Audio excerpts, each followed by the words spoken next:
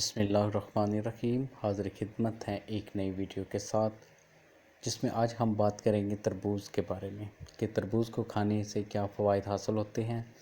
تمام دوستوں سے گزارش ہے کہ چینل کو ضرور سبسکرائب کیجئے تاکہ آنے والی تمام ویڈیوز آپ تک بآسانی پہنچ سکیں۔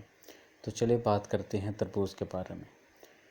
گرمی کے موسم کا آغاز ہوتے ہی ہر جگہ تربوز نظر آنے لگتا ہے۔ یہ پھل بازار سے نہایت سستے داموں دستیاب ہوتا ہے اور اس سے بے شمار طبی فوائد حاصل کیے جاتے ہیں۔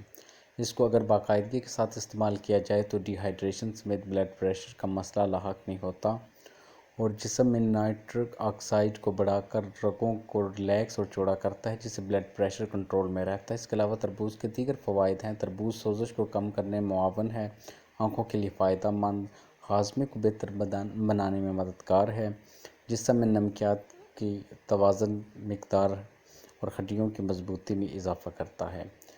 بہت شکریہ اور چینل کو ضرور سبسکرائب کیجئے گا۔